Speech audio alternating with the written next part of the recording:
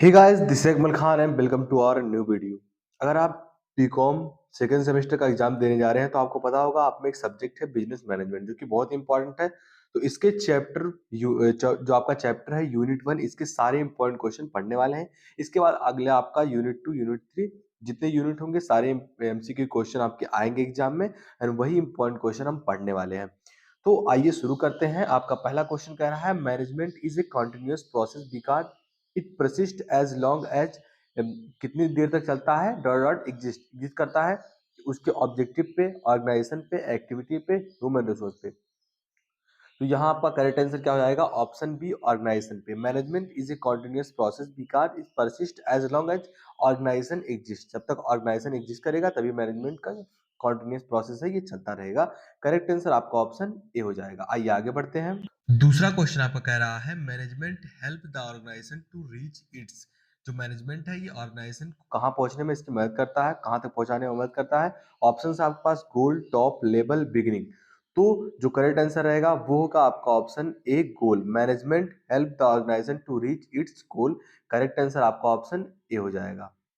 तीसरा क्वेश्चन कह रहा है आपका management is multi dot dot process. Multi work process है या फिर मल्टी डिसिप्लिनरी प्रोसेस है या फिर पार्ट मल्टी पार्ट प्रोसेस है या फिर मल्टी एडमिनिस्ट्रेशन प्रोसेस है आपका। तो करेक्ट आंसर क्या हो जाएगा? ऑप्शन बी आपका करेक्ट हो जाएगा। मल्टी डिसिप्लिनरी जो है प्रोसेस है मैनेजमेंट। करेक्ट आंसर आपका ऑप्शन बी हो जाएगा। आइए आगे बढ़ते हैं। चौथा क्वेश्चन आपका कह रहा है coordination is very essential. Coordination बहुत ही इसेंटियल है, बहुत ही महत्वपूर्ण है फॉर सक्सेसफुल। किसके सक्सेसफुल के लिए? अचीवमेंट के लिए, मैनेजमेंट के लिए, लेबर वर्क के लिए, या फिर नन ऑफ दिस या नन ऑफ द अबव। तो यहाँ करेक्ट आंसर क्या हो जाएगा? Coordination is essential for successful management. Successful management के लिए क्या इंपॉर्टेंट है? कोऑर्डिनेशन। तो करेक्ट आंसर आपका ऑप्शन बी हो जाएगा। आइए आगे बढ़ते हैं। पांचवा क्वेश्चन आपका कह रहा है dot dot is very important for an organisation. एक ऑर्गेनाइजेशन के लिए क्या सबसे महत्वपूर्ण है? क्या टीम वर्क महत्वपूर्ण है या फिर ग्रुप वर्क महत्वपूर्ण है या फिर एक साथ काम करना, टुगेदर वर्क इंपॉर्टेंट है या फिर नन ऑफ द अबव? तो यहाँ जो आपका करेक्ट आंसर हो जाएगा वो होगा आपका ऑप्शन बी, ग्रुप वर्क। जो आपका ग्रुप वर्क होता है ये सबसे इंपॉर्टेंट होता है किसी ऑर्गेनाइजेशन के लिए। तो करेक्ट आंसर क्या हो जाएगा? Option B. आगे बढ़ते हैं। आपका छठवां क्वेश्चन कह रहा है डायनेमिक मीन्स। जो डायनेमिक होता है इसका मतलब क्या होता है? इसका मतलब परिवर्तन होता है या फिर फिक्स होता है या फिर स्टेबल होता है या फिर कांट से। तो यहाँ जो आपका करेक्ट आंसर होगा, आई होप सबको पता होगा कि डायनेमिक मतलब क्या होता है। परिवर्तनशील, जो एक दूसरे पे परिवर्तित होते रहते हैं, तो उसे ही कहते हैं आप डायनेमिक। तो यहाँ आपका ऑप्शन ए करेक्ट हो जाएगा, चेंजिंग। अगर आपको 25 क्वेश्चन में टोटल इसमें से बताने वाला हूं जो कि इंपॉर्टेंट है। अगर जितना क्वेश्चन आपको आता है, जैसे मान लीजिए आपको 15 क्वेश्चन इसमें से पहले से आता था, तो आप कमेंट बॉक्स में जाकर इतना लिख देंगे कि हमें 15 क्वेश्चन आता था टोटल 25 में से। ये आप जरूर करना, एक मेरी रिक्वेस्ट है, ताकि आपको पता चले कि कितने क्वेश्चन जो कि मैनेजमेंट से हैं। और ये आपका यूनिट वन है तो यहाँ बेसिक क्वेश्चन ही उठाए गए हैं और जो कि कॉमन क्वेश्चन है। तो आई होप आपको आना चाहिए। तो जितना भी क्वेश्चन आपको आता है आप जरूर कमेंट बॉक्स में लिख देना कि ये क्वेश्चन हमें पहले से आता था। तो आगे बढ़ते हैं। सातवां क्वेश्चन आपका कह रहा है management is dot dot kind of force. ये मैनेजमेंट जो है ये किस प्रकार का काइंड ऑफ फोर्स है? टेंजिबल है, इंटेंजिबल है, विजिबल है या फिर हिडन है? तो यहाँ आपका ऑप्शन बी करेक्ट हो जाएगा, intangible. Management is intangible kind of force. Correct answer आपका ऑप्शन बी हो जाएगा। आठवां क्वेश्चन आपका कह रहा है all process of an organisation are. जो होते हैं सारे प्रोसेस ऑर्गेनाइजेशन के, ये कैसे होते हैं? अननोन होते हैं या फिर इंटर रिलेटेड होते हैं या फिर अंडरस्टैंडेबल होते हैं या फिर कांट से? तो यहाँ आपका करेक्ट आंसर क्या हो जाएगा? ऑप्शन बी आपका। जो सारे प्रोसेस होते हैं ऑर्गेनाइजेशन में एक दूसरे से रिलेट करते हैं, एक दूसरे से जुड़े हुए होते हैं, इसलिए यहाँ आपका ऑप्शन बी करेक्ट हो जाएगा, इंटर रिलेटेड। आगे बढ़ते हैं। नौवां क्वेश्चन आपका कह रहा है directors are the dot dot level management. जो डायरेक्टर्स होते हैं किसी भी कंपनी के, वो कैसे मैनेजमेंट होते हैं, कैसे लेवल पे मैनेजमेंट उनका होता है?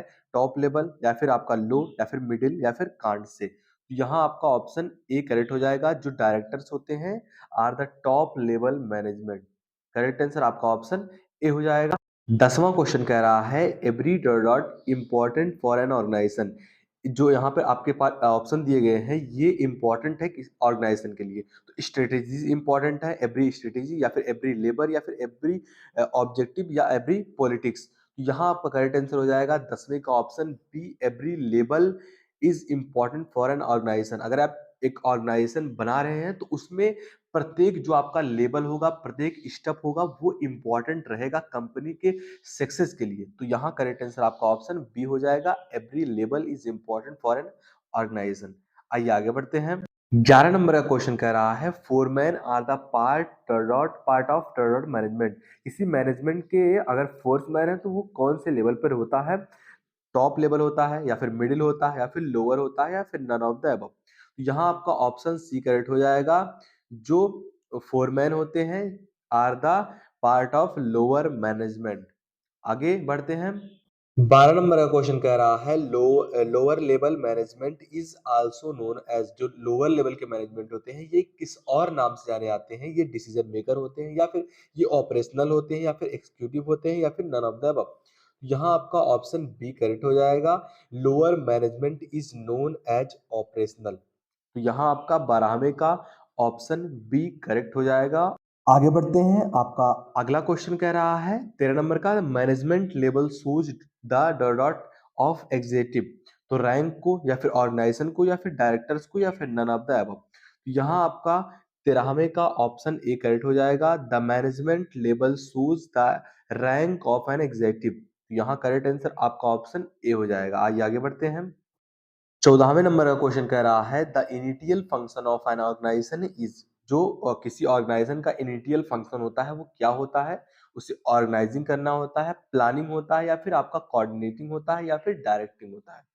तो 14वें का आपका ऑप्शन बी करेक्ट हो जाएगा। अगर इनिटियल फंक्शन है ऑर्गेनाइजेशन का तो वो प्लानिंग होगा। अगर आप प्लान करेंगे तभी एक ऑर्गेनाइजेशन को आप सुटेबल या इनिटियल फंक्शन में आप डिवाइड कर सकते हैं।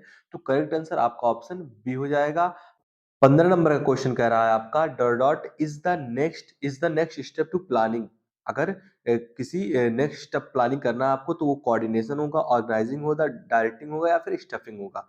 तो 15वें का आपका ऑप्शन बी करेक्ट हो जाएगा, organising is the organising is the step next step to the planning. तो करेक्ट आंसर आपका ऑप्शन बी हो जाएगा। आप प्लान करेंगे उसके बाद कोई भी चीज जो है ये ऑर्गेनाइज होगा। तो यहाँ इस पिछले क्वेश्चन से ये इंटर रिलेटेड था। आगे बढ़ते हैं।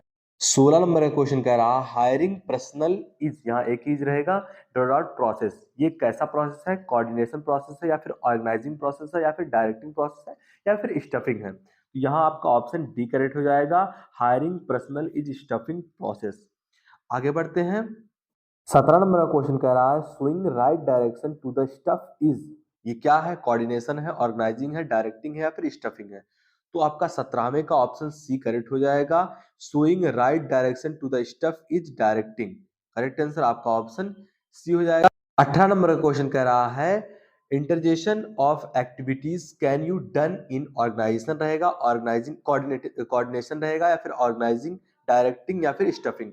तो 18वें का आपका ऑप्शन बी करेक्ट हो जाएगा, interjection of activities can you done in organising. तो करेक्ट आंसर आपका ऑप्शन बी हो जाएगा।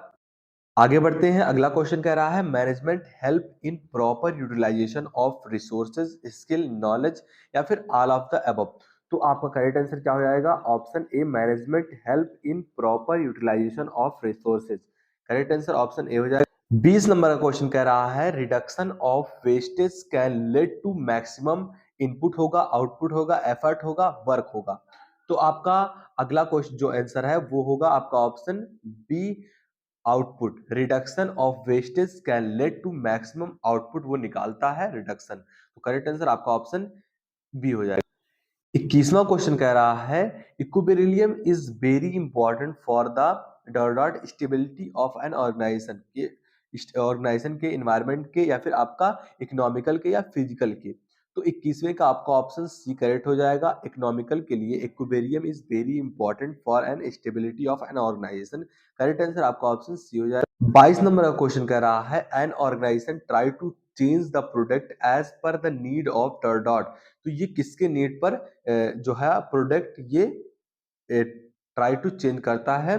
तो करेक्ट आंसर 22वें का आपका ऑप्शन बी हो जाएगा, सोसाइटी। अगर सोसाइटी चाहेगा कि हमें ये सामान की जरूरत है, मतलब उनकी जो नीड रहेगी उस पर ही एक ऑर्गेनाइजेशन जो होता है अपने प्लान को चेंज करता है, ना कि आपके एम्प्लॉयज पर, ना फिर किसी भी काम पर। अगर जो सोसाइटी को जो नीड रहेगी उसके ही बेसिस पर वो सामान को चेंज करते हैं। तो करेक्ट आंसर आपका ऑप्शन बी हो जाएगा। 23 नंबर का क्वेश्चन कह रहा है द बुक, जो आपका बुक है यहाँ इन्वर्टेड कॉमा में करना चाहिए था बुक को, ओके जनरल एंड इंडस्ट्रियल, यहाँ एक ही बार इंडस्ट्रियल रहेगा, एडमिनिस्ट्रेशन इज रिटन बाय। जो okay general and industrial administration है ये किसके द्वारा लिखा गया है? तो आई होप सबको पता होगा कि अगर आप मैनेजमेंट पढ़ रहे हैं तो ये बुक बहुत ही इंपॉर्टेंट है आपके लिए। तो ये फेडरिक टेलर द्वारा लिखा गया है। करेक्ट आंसर आपका ऑप्शन ए हो जाएगा, फेडरिक टेलर। आगे बढ़ते हैं। 24 नंबर का क्वेश्चन कह रहा है 14 principle of management is suggested by. जो 14 रूल है, 14 प्रिंसिपल है ऑफ एन मैनेजमेंट, ये किसके द्वारा सजेस्ट किए गए हैं? तो आई होप सबको पता होगा ये भी कि हेनरी फॉयल के द्वारा 14 principle are suggested. Correct answer आपका ऑप्शन बी हो जाएगा। लास्ट क्वेश्चन आपका कह रहा है अकॉर्डिंग टू हेनरी फॉयल के according should follow the 14 principle. जो इनका 14 प्रिंसिपल लिखा गया है किसके द्वारा फॉलो होना चाहिए था? तो सुपरवाइजर्स के द्वारा, या फिर आपका एबोर्स के द्वारा, या फिर मैनेजर्स के द्वारा, या फिर डायरेक्टर्स के द्वारा। तो करेक्ट आंसर यहाँ आपका ऑप्शन सी हो जाएगा। जो हेनरी है ये कहते हैं कि हमारा जो 14 प्रिंसिपल है ये केवल मैनेजर्स के द्वारा जो फॉलो होना चाहिए था। तो करेक्ट आंसर आपका ऑप्शन सी हो जाएगा।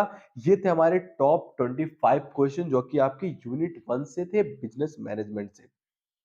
आई होप आपको वीडियो पसंद आया होगा। वीडियो पसंद आया तो लाइक करना। इसके बाद आपका जो है इसके यूनिट 2, यूनिट 3 जितने भी यूनिट्स होंगे सारे यूनिट्स के इंपॉर्टेंट क्वेश्चन आपके सामने लाने वाले हैं एंड आपका पूरा तैयारी हम कराने वाले हैं। तो अगर आपको कोई भी टॉपिक सजेस्ट करना हो तो let me know in comment box. And मैंने आपको कहा था कि जितने क्वेश्चन आपको आते हैं उतना क्वेश्चन आप लिख देंगे कि हमें मान लीजिए 10 क्वेश्चन आता था 25 में से, तो आप उतना ही लिखेंगे। और ये 25 क्वेश्चन आई होप सब समझ में आ गया होगा। एंड जो भी टॉपिक आपको सजेस्ट करना हो please let me know in comment box. And जो भी सब्जेक्ट पर वीडियो आपको चाहिए वो भी कमेंट जरूर कर देना। तो आशा करते हैं फिर से एक बार मिलेंगे अगली वीडियो में अगले टॉपिक के साथ। जय हिंद, जय भारत।